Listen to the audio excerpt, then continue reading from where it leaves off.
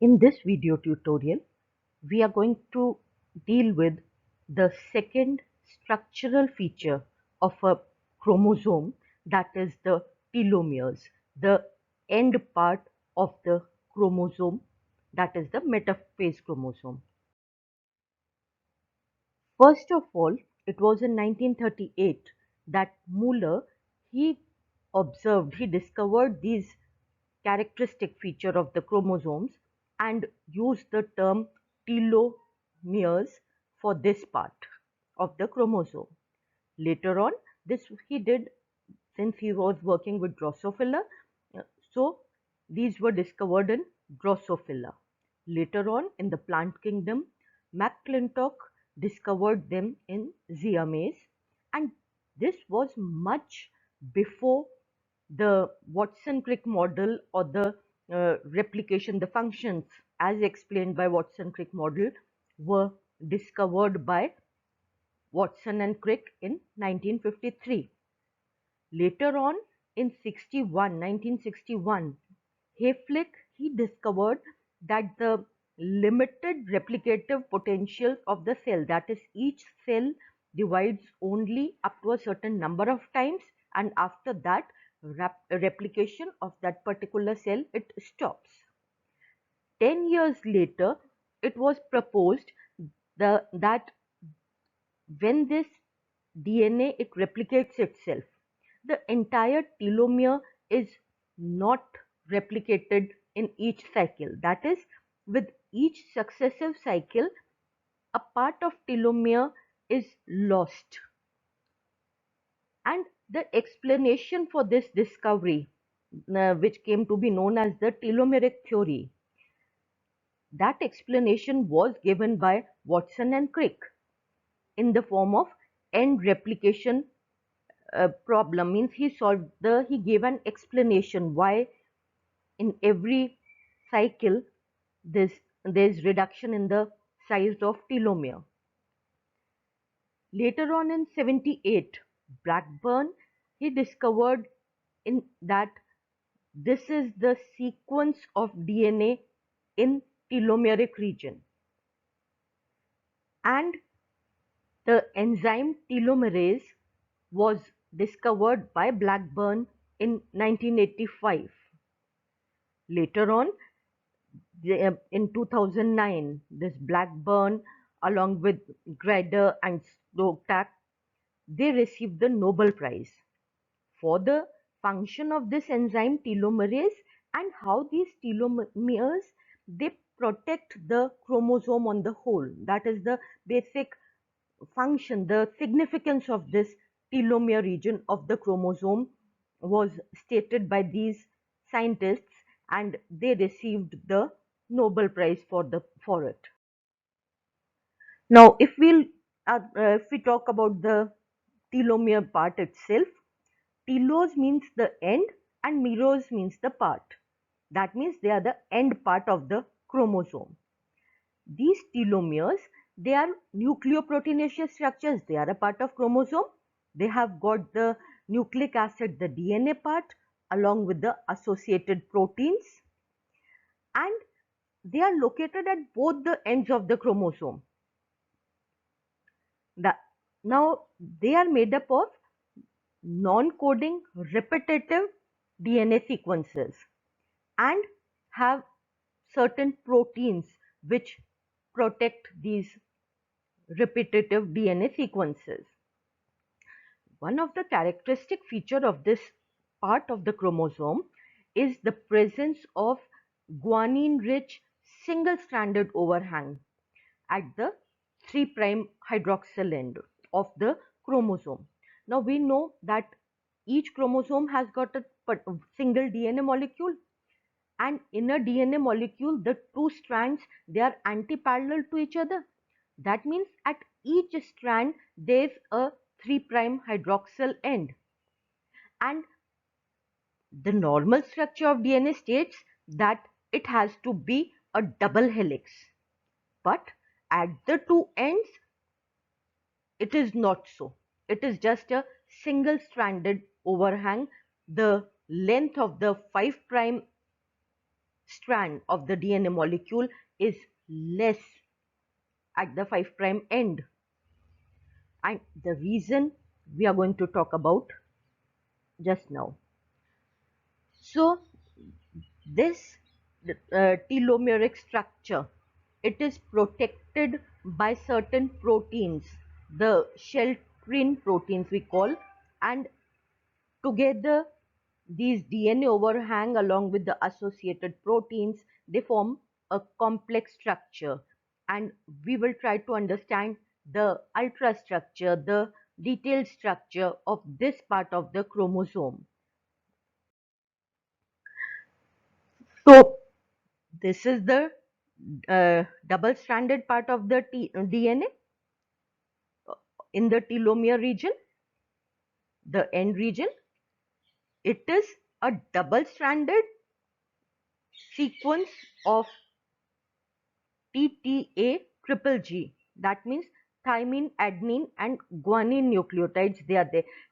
Here, this is the general sequence, particularly in human beings, that we are talking about in eukaryotes. So they are repeated, and then there is the G strand overhang. The 5' end is ending over here, but this stretch of DNA is not having its complementary sequence. So this is the G strand overhang. And two types of protein complexes which are present on the telomere, they are responsible for the basic protection and functioning of this region of the chromosome. These two parts, they are the TRF1 complex and the TRF2 complex. To these are associated various other proteins, and together they perform the basic functions. So the two basic functions controlled by these two major proteins, that is TRF1 and TRF2, they are that the TRF1 complex, it is involved in the telomere length control along with all these associated proteins, whereas the TRF2 factor or complex, it acts as the protective end cap. It protects it against various enzymes that are programmed to degenerate the single-stranded DNA, deoxyribonucleic acid or nucleic acid strands, or which are programmed to uh, degrade the nucleic acid if the ends they are exposed. We are going to talk about it next slide.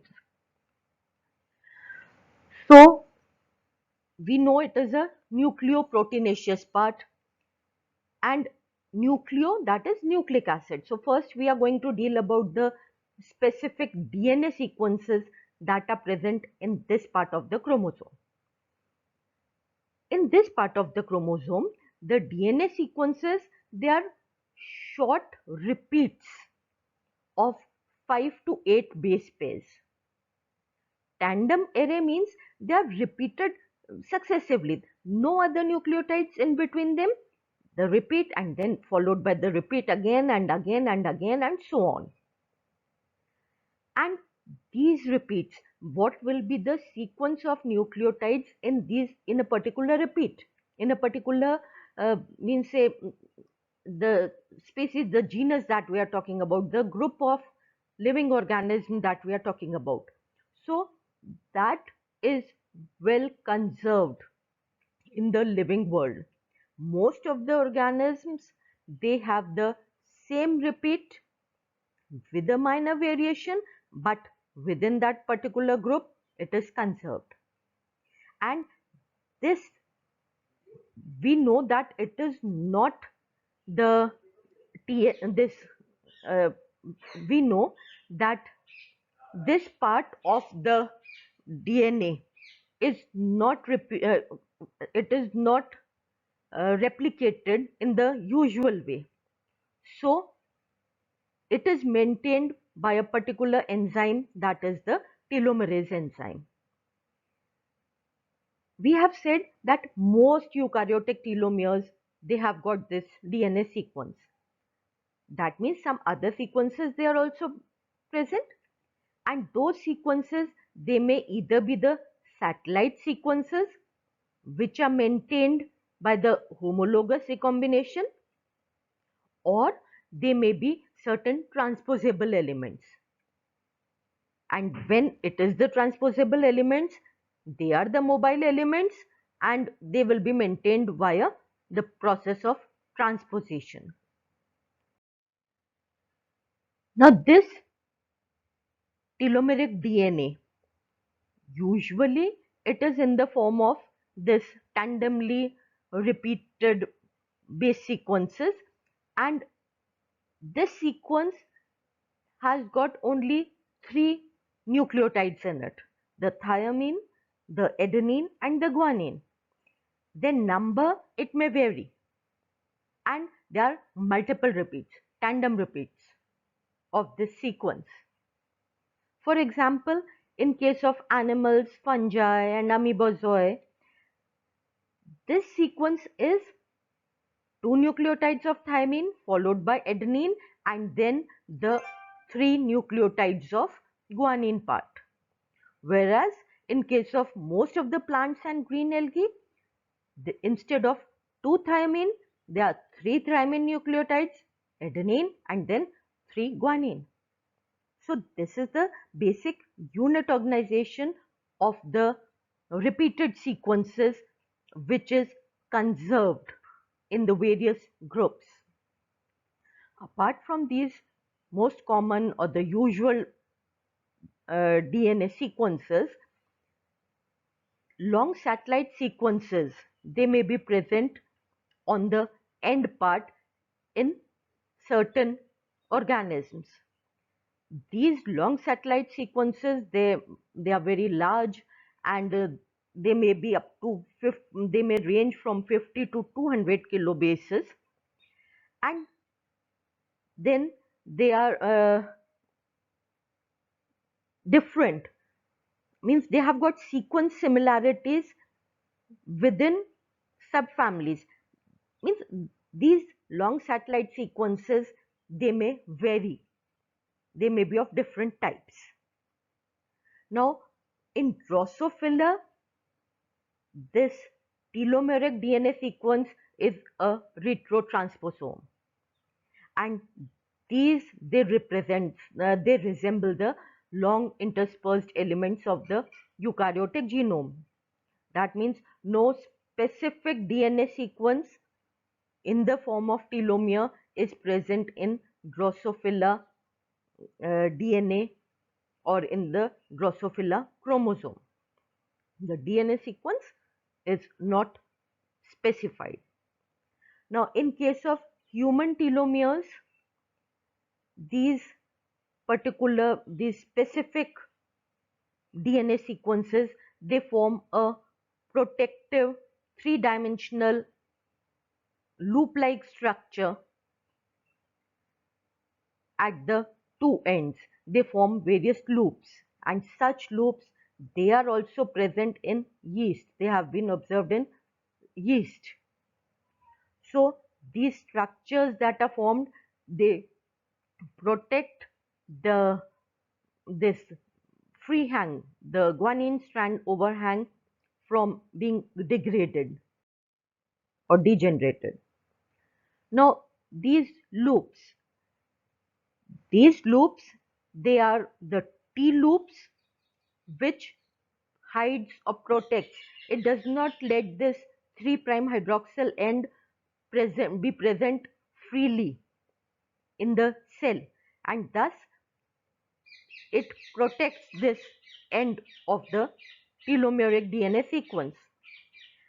And then because of this, its shape and function, this T loop, it is observed in the form of a protective cap.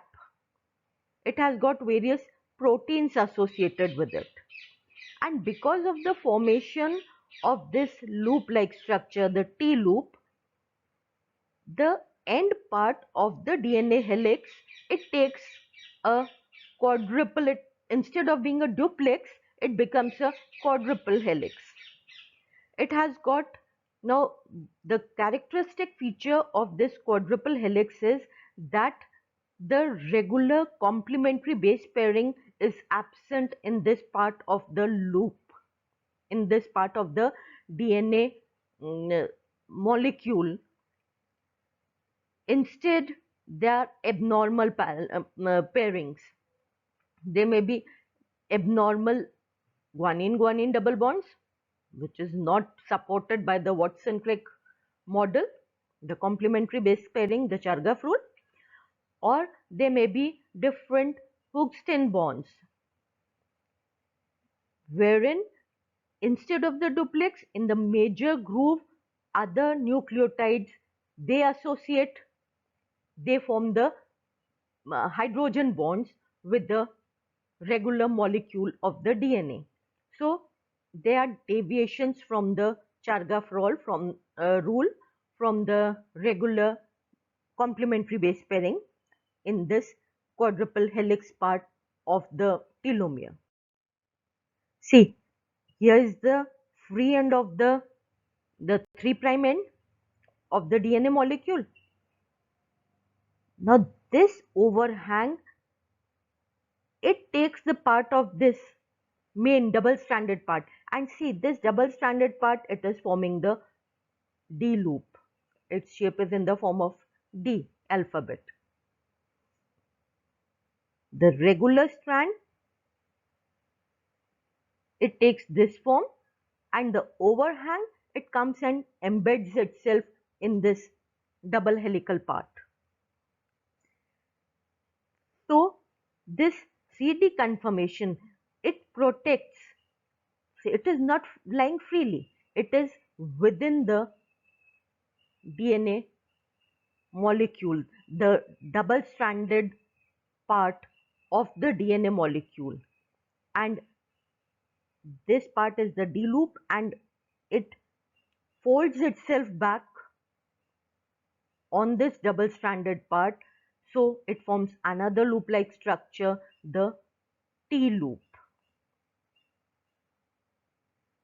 And this conformation, along with these associated proteins, the TRF1 and TRF2 factors, along with the protein complexes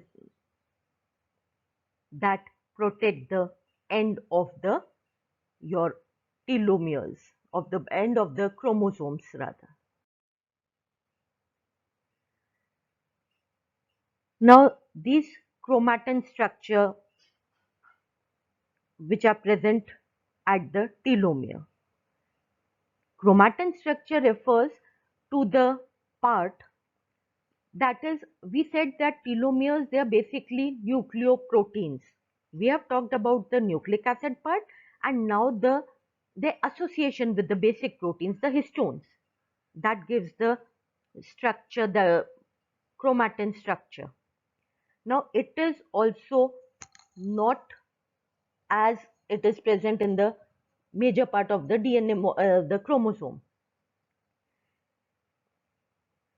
This part is basically heterochromatic, and since it is heterochromatic, it does not permit transcription in this region, in the telomeric region.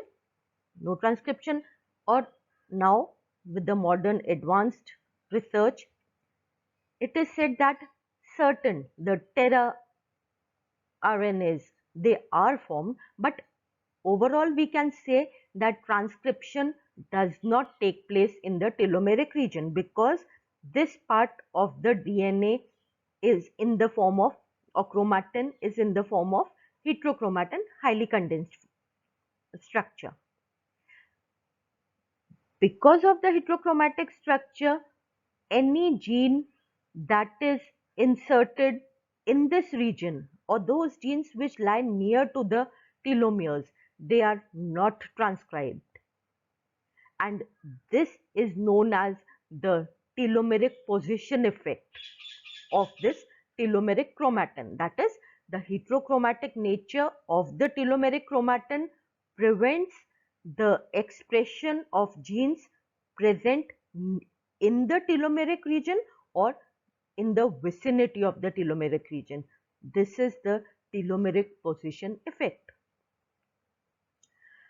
Now, although it is a heterochromatin, and in general we know that the heterochromatin part of the chromosome is highly methylated, but in case of this telomeric DNA sequence, cytosine is not present.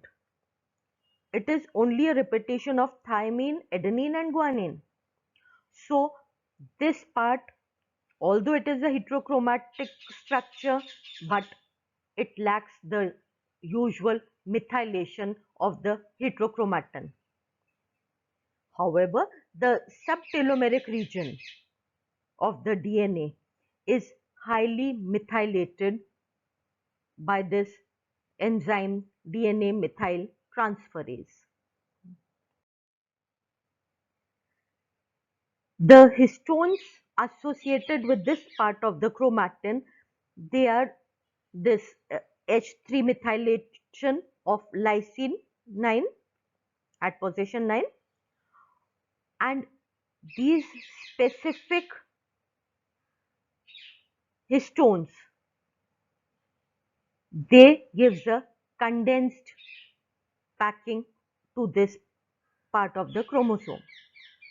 The second thing that contributes to the heterochromatic structure is that the linker sequence, they are approximately 40 base pair shorter than the usual linker sequences, that is in between two nucleosomes.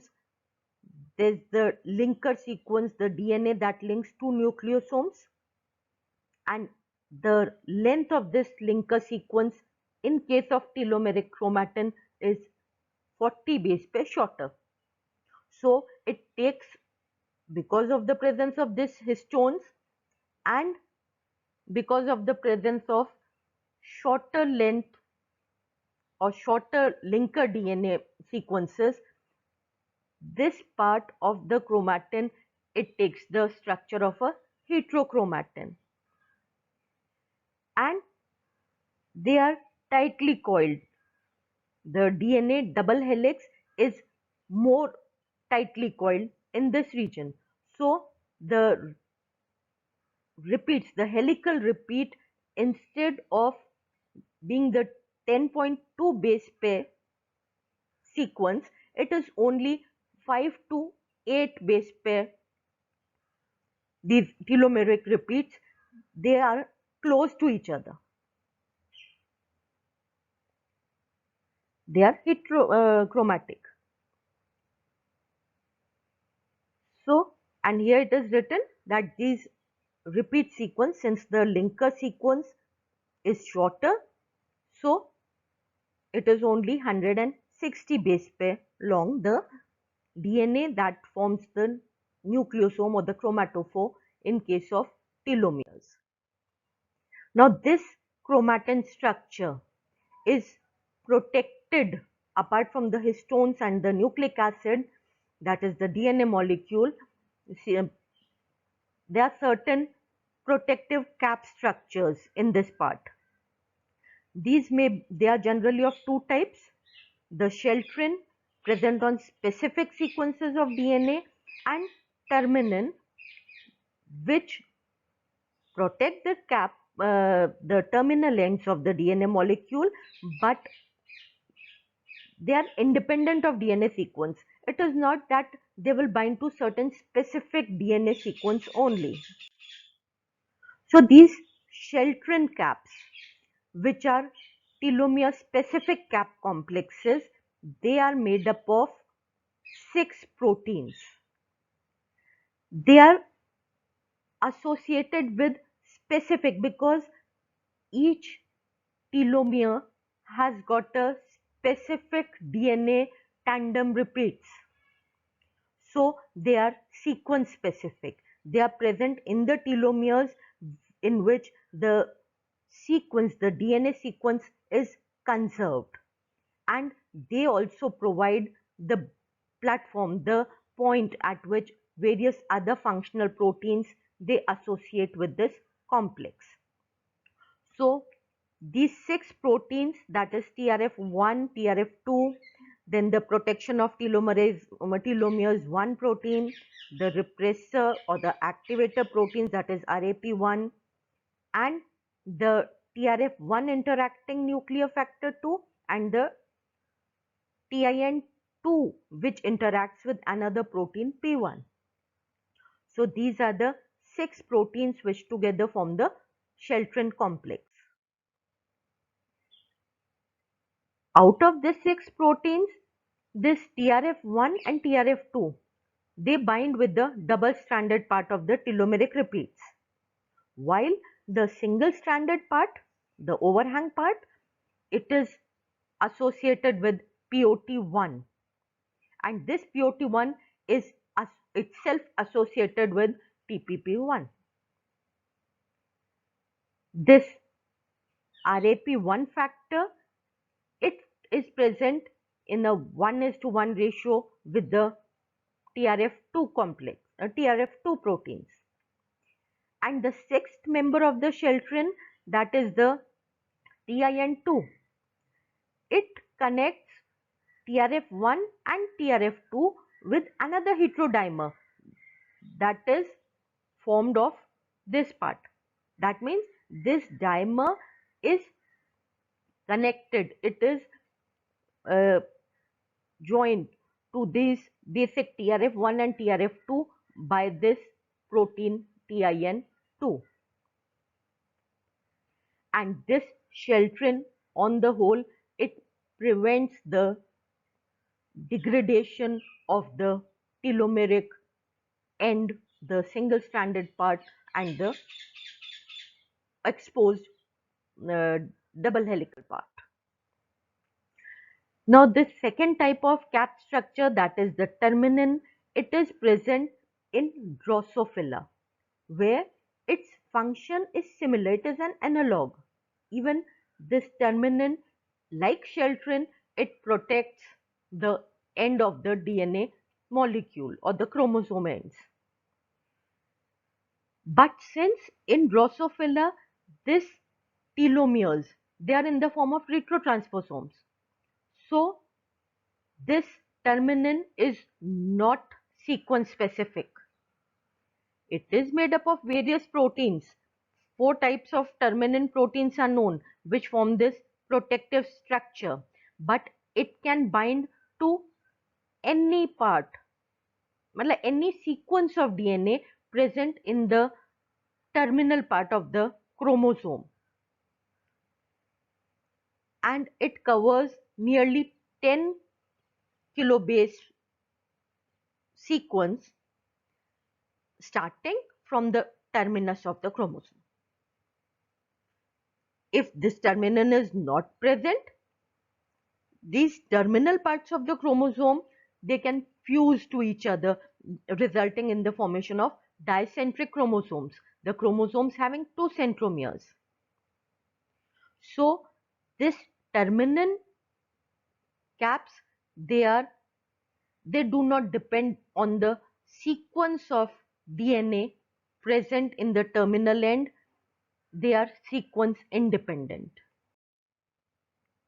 Apart from these 2 type of caps, there are certain other structures. In case of Saccharomyces, that is the yeast, which also forms the T-loop, we have said, even in this Saccharomyces, the structure of telomere is the regular conserved structure having the overhang and the tandem repeats of the base pairs, but it is not protected by shelterin. Instead, it has got 2 separate protein complexes. One protein complex associated with the double-stranded telomeric DNA, and the single-stranded G overhang, it is protected by this second complex, the CST complex.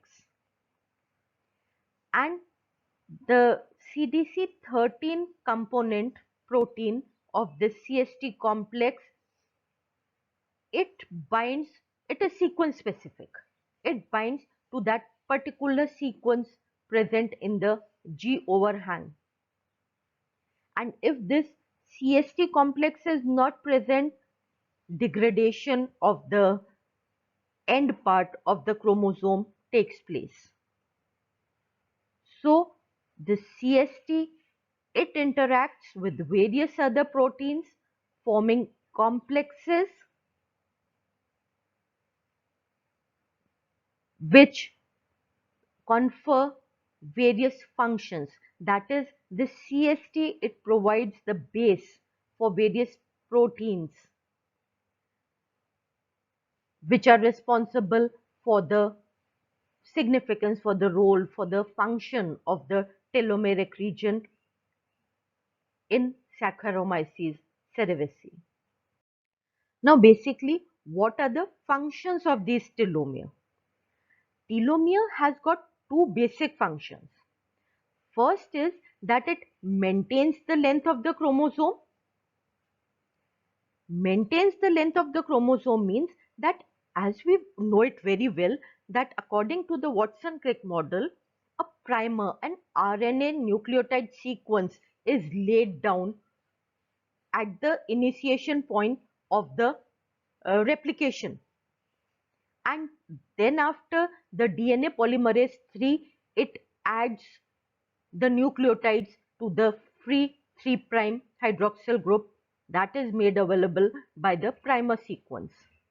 So later on, this RNA primer is replaced in case of lagging strand by DNA polymerase 1.